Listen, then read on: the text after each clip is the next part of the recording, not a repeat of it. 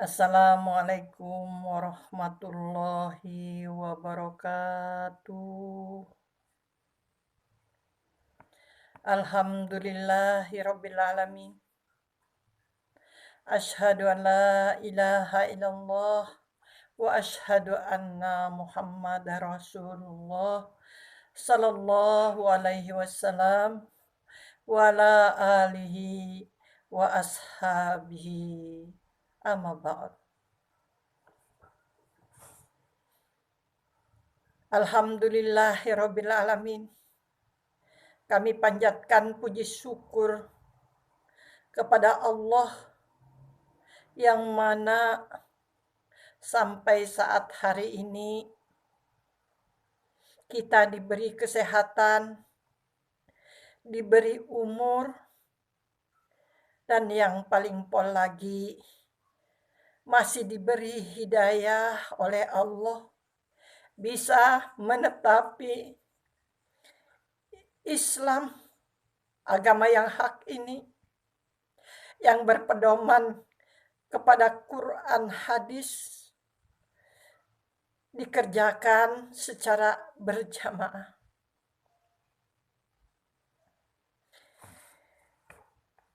Di sini saya tampil untuk bisa klarifikasi atau tabayun kepada Ketua MUI, Ketua LDII, dan kepada imam yang saya beat, Abdul Aziz Sultan Aulia yang ada di Kediri. Saya juga menghimbau kepada ulama-ulama yang ada di Indonesia maupun mubalik yang ada di luar negeri, mubalik dari golongan jamaah LDII, dan seluruh warga Islam yang ada di dunia ini. Saya di sini ingin tabayun mempersaksikan kepada saudara-saudara, bapak-bapak, ibu-ibu sekalian yang beragama Islam. Saya merasa dizolimi oleh keimaman yang ada di dalam organisasi Quran Hadis Jamaah LDII. Kenalkan, saya ini namanya Hajjah Khairani. Umur saya 67 tahun. Seorang nenek-nenek. Pekerjaan saya pensiunan pegawai negeri sipil Angkatan Darat dan seorang mubalighah di dalam jamaah LDII. Dan saya sekarang tinggal di negara Suriname, mengikuti suami saya yang bernama Vincenzo Miguel Baron, yang pada saat itu 3 tahun yang lalu saya nenek kawin dengan seorang pemuda yang namanya Vincenzo tadi, umur 24 tahun. Perkawinan kami ini tidak direstui oleh keimaman LDII. Sehingga kami terus dihukum, dibohongi, suami saya dipenjarakan.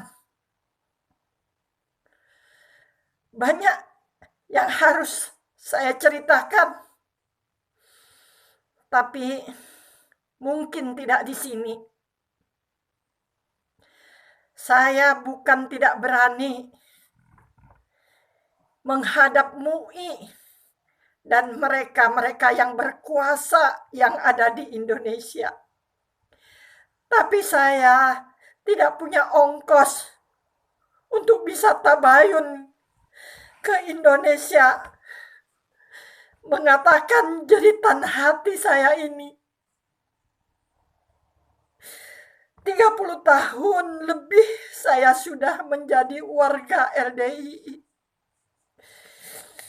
Dan perkawinan saya selama di LDII sudah 6 kali. Dan suami saya yang termuda ini 24 tahun adalah suami saya yang ke-7. Saya pernah dipenjara atau ditahan oleh Polsek. Suami saya pernah dipenjarakan. Panjang ceritanya. Tapi semua itu saya merasa itu adalah cobaan saya. Saya tidak marah. Saya jalani dengan syarat saya wajib taat kepada imam saya yang saya beat. Perlu diketahui bahwa Imam Aziz Aulia ini adalah imam kami yang ketiga yang masih hidup sampai sekarang, yang kami anggap imam yang harus kami taati. Tapi saya terpaksa mengungkapkan ini. Tidak pernah saya membocorkan rahasia yang ada di dalam jamaah LDII. Yang penting saya kepingin selamat dari siksanya Allah dan kepingin selamat dari nerakanya Allah. Ingin sekali kita semua bisa masuk ke dalam surganya Allah. Sebab itulah saya ingin tabayun ke MUI, ke ulama yang ada di seluruh Indonesia, agar jelas bahwa status LDII itu sesat atau diakui sebagai jamaah Islam. Kami ingin hal tersebut supaya kami tetap bisa di dalam jamaah LDII dengan aman. Memang kami selama ini dinasehati bahwa sesungguhnya orang-orang jamaah Islam selain dari LDII itu adalah kafir, sesat, halal darahnya, boleh dibunuh kalau diperlukan. Kawin dengan orang luar jamaah LDII itu haram hukumnya. Seperti kawin dengan babi. Kemudian kami terus ditekan supaya apa saja ijtihad Bapak Imam yang kami beat supaya dipatuhi, ditaati, karena katanya harta jamaah itu miliknya imam.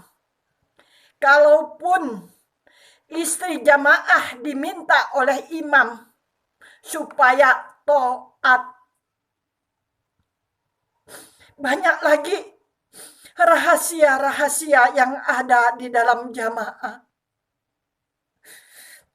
Kebohongan di dalam jamaah itu nampaknya sudah dihalalkan oleh LDII. Kenapa? Kalau ada orang luar yang ingin tahu tentang keimaman LDII, itu wajib ditutupi.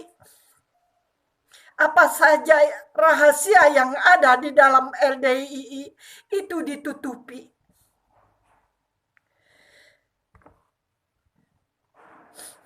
Dan saya sebagai mubalighah dan mubalik-mubalik yang ditugaskan ke mancanegara, ke seluruh dunia, itu hanya modalnya kitab himpunan yang dicetak oleh LDII yang merujuk kepada Kutubus Sittah, Bukhari, Muslim, Tirmizi, Nasa'i, dan seterusnya. Dan kemudian di himpunan tersebut ada hadis yang tidak disampaikan, alias penghapusan dan pengertian hadis disalahgunakan atau disimpangkan, terutama tentang hadis jamaah dan keimaman. Nah, mungkin sedikit perlu kita ketahui bahwa saya masih bisa tetap di dalam jamaah LDII karena mereka masih mengkaji Quran yang benar-benar murni dan hadis yang benar-benar murni hadisnya. Hanya ada subhat-subhat yang tertentu yang harus diketahui oleh jamaah LDII. Saya mungkin tentang ilmu tidak bisa menerangkan di sini, tapi saya ataupun jamaah-jamaah, ulama-ulama yang sudah dikeluarkan oleh LDII, pasti mereka mengerti apa kesalahannya sehingga mereka dikeluarkan dari Islam jamaah LDII, dinonaktifkan, tidak boleh mengajar, dibekot, tidak boleh mengimamin sholat, tidak boleh ada orang yang mendekati orang-orang LDII yang sudah dikeluarkan oleh imam, harus dimusuhi dan halal darahnya, dihukumi murtad, dan kalau bisa bunuh agar tidak bocor rahasia di dalam jamaah. Nah, karena ada kezoliman inilah saya berani Saksi bisu selama ini orang-orang di dalam jamaah LDII bersaksi bisu, tapi saya berani karena saya takut mati di dalam kesesatan. Saya takut mati di dalam kesesatan karena kata MUI, kata orang luar dari selain LDII, LDII itu sesat. Tapi buktinya tidak ada. Kenapa mereka tidak bisa membuktikan? Karena ada suap menyuap di dalam lembaga LDII ke pemerintahan. Makanya LDII tetap berkibar, hidup jaya, merasa benar sendiri. Oleh sebab itu, kezoliman ini harus saya ungkap. Setiap orang yang bersalah, menurut imam, mereka bisa dipenjarakan di dalam lembaga LDII itu sendiri, penjara di bawah tanah, ya, di bawah gedung Barokah itu ada penjara penyiksaan kepada orang-orang yang sesat dari ilmu jamaah. Dan suami saya juga sudah ketiga kali ini dinonaktifkan. Ketika kami mau berangkat ke Suriname,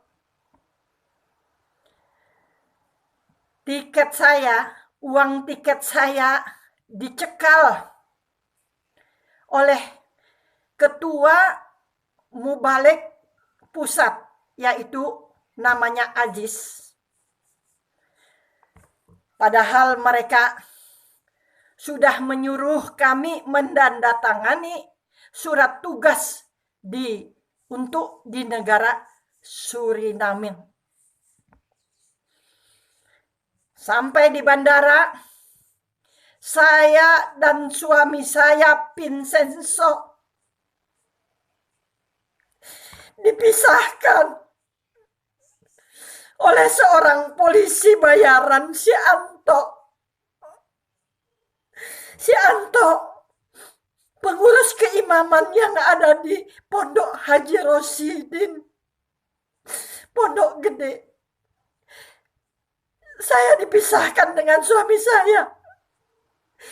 Suami saya sudah dibelikan tiket dan suami saya akan berangkat terbang ke Suriname 1 jam sebelum terbang suami saya. Sebelum masuk pesawat, saya membeli tiket dengan uang saya sendiri di kantong. Kemudian hadis suami saya dirampas oleh polisi bayaran LDII. Akhirnya Allah masih menolong saya. Saya bisa terbang dan bisa saya dibawa oleh suami saya dengan perjuangan yang diridhoi oleh Allah. 3 bulan saya berada di Suriname. Kami dinonaktifkan selama 3 bulan. Kemudian saya SMS wakil imam. Mana janji kalian? Kalian telah membohongi kami. Kami nganggur di sini, tidak mengajar mengaji. Setelah saya suratin wakil imam, yang saya ancam, saya semua janji-janji kalian akan saya tuntut di akhirat. Akhirnya wakil imam Pak Syukur dan keimaman memberi surat tugas kepada suami saya. Dan bertugaslah suami saya mengajar jamaah LDII yang ada di Suriname ini. Pada tanggal 22 bulan 12 2019 yang lalu, baru saja mungkin 20 hari yang lalu, suami saya menyampaikan ilmunya, ilmu dari Kutubus Sittah, Tirmizi, Ibnu Majah, Abu Daud, Bukhari, dan menerangkan tentang apa itu jamaah, bagaimana tentang keimaman. Kemudian suami saya langsung di stop dan kami pun pulang ke rumah. Lalu datang telepon bahwa mulai hari itu suami saya dinonaktifkan dari Mubalik LDII. Dan perlu juga bapak-bapak, ibu-ibu ketahui, sebelum suami saya bergabung dengan jamaah LDII, dia beragama Kristen. Setelah kejadian ini, dia tidak berdaya. Dia hanya taat kepada imam. Sudahlah, katanya sama saya. Tapi rasanya ini tidak adil. Tidak adil. Kalau memang kita, kata suami saya, diusir oleh jamaah LDII karena negara saya ini negara kafir, lebih bagus kita masuk Kristen lagi. Masuk Kristen aja maksudnya. Karena dia berasal dari Kristen. Karena negara Suriname adalah negara kafir. Jadi dengan inilah saya beranikan diri untuk menghadap MUI, ketua LDII, imam yang saya beat, dan semua akan saya himbau kepada orang-orang yang keluar LDII bahwasanya di dalam jamaah LDII ada kezoliman dan akidah yang sesat. Bukan ajarannya, tapi akidahnya. Kami harus dimantapkan bahwa jamaah Islam yang ada di Indonesia selain dari LDII itu tidak sah, kafir, tempatnya di neraka. Inilah saya bersedia dipanggil, tapi saya tidak punya ongkos. Saya tidak punya ongkos. Saya mohon kepada Bapak Imam, selama 30 tahun lebih aku di jamaah, saya banyak tertipu oleh bisnis yang pertama Marioso, dan segala-galanya nanti akan saya paparkan di pengadilan.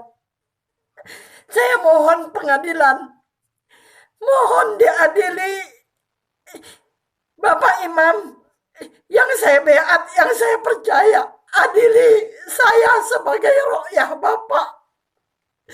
Adili saya, tunjukkan saya jalan yang benar. Jangan hanya copot. Pecat.